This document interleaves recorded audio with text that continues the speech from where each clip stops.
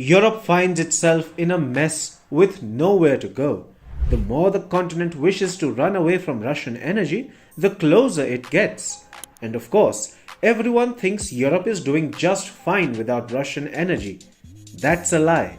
The continent, on several occasions, did take pride in the fact that it cut its reliance on Russian energy. In fact, much was made out of the bloc's €210 billion plan in May to reduce its dependency on Moscow. But there is something more important that Europe will not acknowledge publicly. According to consultancy firm Rystad Energy, imports of Russian LNG into Europe and the United Kingdom rose by nearly 20% between March and October this year compared to the same period in 2021.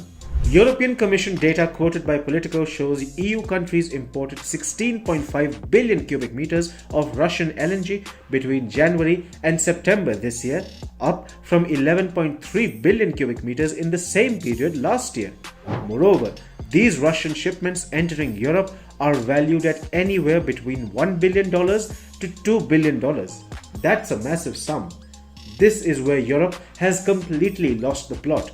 While it may be happy to talk about declining Russian gas imports, guess what it is doing to substitute piped gas? Europe is buying more Russian LNG. In the process, the continent has effectively nullified its own stance of quote-unquote boycotting Russia.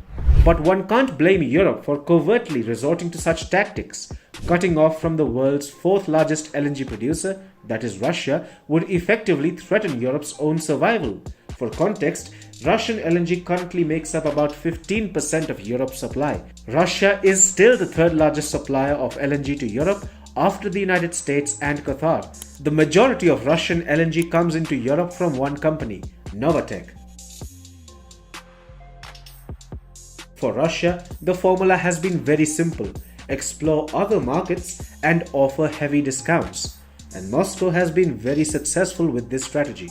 Moscow is well aware of Europe's reliance on its LNG supplies.